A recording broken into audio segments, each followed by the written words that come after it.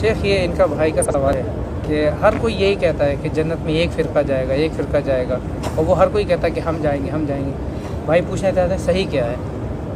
یعنی جنتی فرقہ حقیقت میں کون سا فرقہ ہے اور اس کی علامت کیا ہے؟ علامتیں کیا ہے؟ دیکھیے الحمدللہ الحمدللہ الحمدللہ، جتنا بھی ہم اللہ کی تعریف کریں اتنا کم ہے۔ اللہ رب العالمین نے ہر خیر اور شر کی وضاحت کر دیا ہے قرآن مجید کے ذریعے، اور مزید ڈیٹیل اور تفصیل امام کائنات، رہبر اعظم، قائد اعظم، اعلیٰ حضرت، حکیم الامت محمد رسول اللہ صلی اللہ علیہ وسلم نے بھی ہر اچھی بات امت کو بتا دیا ہے اور ہر بری باتوں سے امت کو آگاہ کر دیا ہے۔ ٹھیک ہے، دیکھیے محمد رسول اللہ صلی اللہ علیہ وسلم نے خود بیان فرمایا کہ میری امت ستفترق امتی 73 فرقہ، کہ میری امت 73 فرقوں میں بٹ جائے گی۔ ایک پوری حدیث ہے، اس کا آخری ٹکڑا ہے، تو کلھا فی النار الا واحدہ،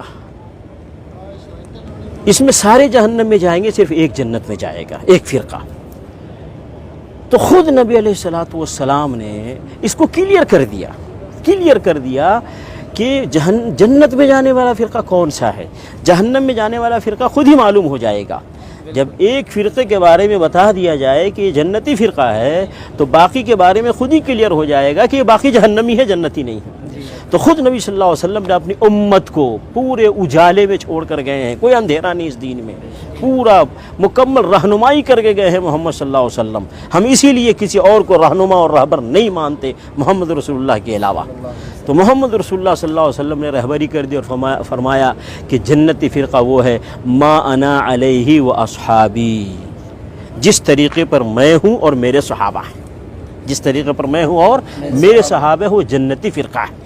نبی علیہ الصلوۃ والسلام نے ایک علامت بتا دی، ایک پہچان بتا دی، اور یہ صحابہ کرام سے لے کر قیامت کی صبح تک کے لیے علامت اور پہچان ہے۔ کیا مطلب؟ کہ نبی علیہ الصلوۃ والسلام نے اپنے قول سے، نبی علیہ الصلوۃ والسلام نے اپنے فعل سے، اور صحابہ کرام نے اس دین اسلام کو سمجھ کر اس دین اسلام پر جیسے عمل کیا ہے، ویسے ہی جس نے اس دین اسلام کو سمجھا اور عمل کیا، ایک ہے اللہ کے نبی صلی اللہ علیہ وسلم قول اور فعل کے مطابق، اور دوسرا صحابہ کرام کے عقیدے اور عمل کے مطابق جو ہوگا وہ جنتی فرقہ ہے۔ کلیئر ہو گیا۔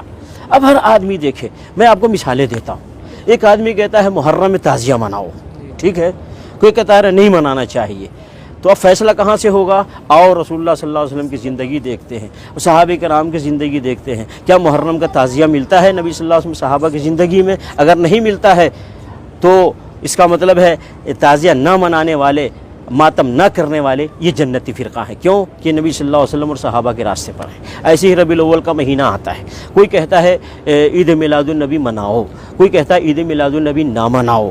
تو ہم جائیں گے، دیکھیں گے رسول اللہ صلی اللہ علیہ وسلم کی زندگی کو، صحابہ کرام کی زندگی کو، تو ہم دیکھتے ہیں کہ نبی صلی اللہ علیہ وسلم نے، صحابہ کرام نے عید میلاد النبی نہیں منایا۔ اس کا مطلب نہ منانے والے یہ نبی صلی اللہ علیہ وسلم کے طریقے پر بھی ہیں، صحابہ کرام کے طریقے پر بھی ہیں، تو یہ جنتی فرقہ ہے۔ اسی طریقے سے کوئی کہتا ہے کہ اولیاء کے مزار پر بلڈنگ بناؤ، اسی طریقے سے گنبد بناؤ، چادر چڑھاؤ، پھول چڑھاؤ، سجادہ نشین رکھو، اور اسی طریقے مجاور رکھو، اور اسی طریقے سے عرس مناؤ، اور ایک گروپ کہتا ہے نہیں یہ سارے کام مت کرو۔ تو ہم دیکھیں گے نبی علیہ الصلوۃ والسلام کی زندگی کو کہ نبی علیہ الصلوۃ والسلام کی زندگی میں کیا تھا۔ کیا نبی علیہ الصلوۃ والسلام کی زندگی میں کسی قبر پہ گنبد بنایا گیا، کسی قبر پہ بلڈنگ بنائی گئی، چادر چڑھایا گیا، پھول چڑھایا گیا، مجاور رکھا گیا، اور اسی طریقے سے سجادہ نشین وہاں مقرر کیے گئے؟ اگر نہیں کیے گئے تو جو آج نہیں کرتے ہیں یہ سارے کام وہ نبی صلی اللہ علیہ وسلم کے طریقے پر ہیں، صحابہ کرام کے طریقے پر ہیں، اور یہ جنتی فرقہ ہے۔ ایسے ہی کوئی آدمی آج کہتا ہے یہ غوث اعظم شیخ عبد القادر جیلانی غوث اعظم ہے، یا کوئی کہتا ہے یہ فلاں ولی غریب نواز ہے، فلاں ولی بندہ نواز ہے، فلاں نبی گنج بخش ہے، فلاں نبی داتا ہے، فلاں نبی مشکل کشا ہے، حاجت روا ہے، کوئی کہتا ہے، ٹھیک ہے، اور کوئی کہتا ہے وہ سب نہیں ہے۔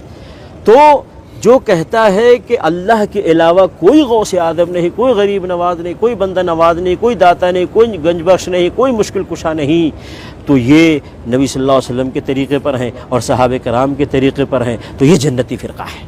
تو کلیئر ہے، نبی صلی اللہ علیہ وسلم نے علامت بتا دی، جو نبی صلی اللہ علیہ وسلم کے طریقے پہ ہوگا، صحابہ کرام کے طریقے پہ ہوگا، وہ جنتی فرقہ ہے، جو ان سے ہٹے گا وہ جہنمی فرقہ ہے۔ لوگ یہ کہتے ہیں یہ جو کر رہے ہیں غلط کیا ہے، یہ کر رہے ہیں، یہ جو کر رہے ہیں غلط کیا ہے، محبت کے نام بھی تو کر رہے ہیں۔ دیکھیے اسلام اللہ کے حکم اور محمد رسول اللہ صلی اللہ علیہ وسلم کے طریقے پر پابندی کا نام ہے، کہ جو حکم اللہ کی طرف سے آیا ہے، جو طریقہ محمد صلی اللہ علیہ وسلم ثابت ہے، ہمیں اس کی پابندی کرنی ہے،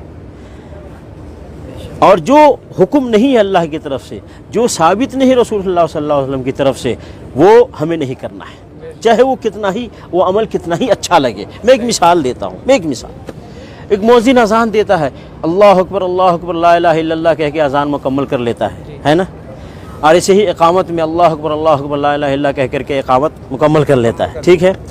اب ایک دن مؤذن صاحب اذان دیتے کہتے اللہ اکبر لا الہ الا اللہ محمد رسول اللہ، اقامت کہتا ہے اللہ اکبر لا الہ الا اللہ محمد رسول اللہ، اذان بھی مکمل کرتا ہے، اقامت بھی مکمل کرتا ہے۔